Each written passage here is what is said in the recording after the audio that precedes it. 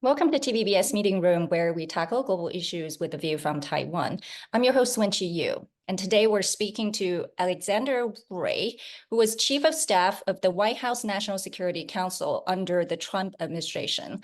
Let's delve into what a potential Trump-Vance administration's foreign policy might look like. Welcome, Alex. So, former President Trump said in an interview with Bloomberg that Taiwan should pay for U.S. defense. What does he mean by that? How do you interpret that? Should Taiwan be worried?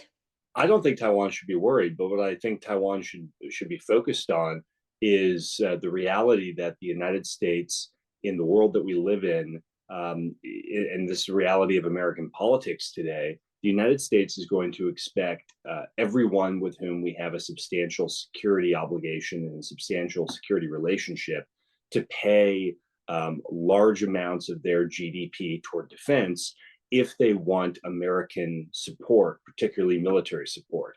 And Trump also talked about Taiwan taking away the U.S. chip business.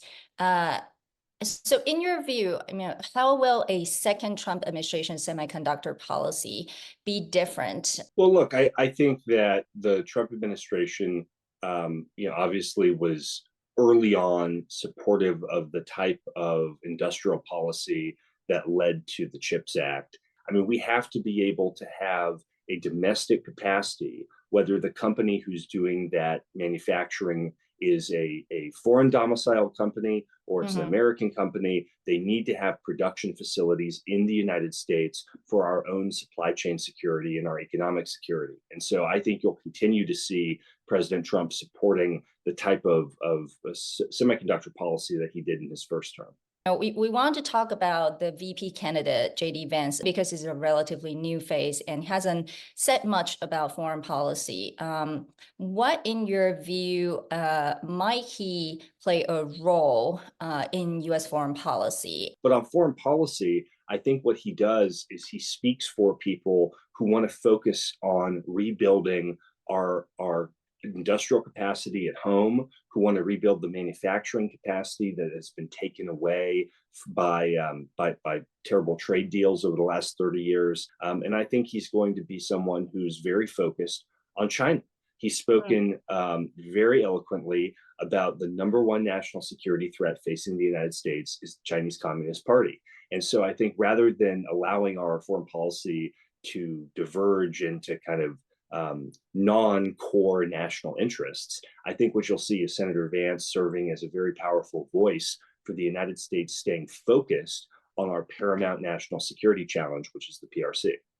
Is it fair to frame it as sort of the rising of isolationists versus sort of the previous generation, whether it's Republicans or Democrats, who seem to advocate for a more U.S. global leadership, getting involved in many people's business?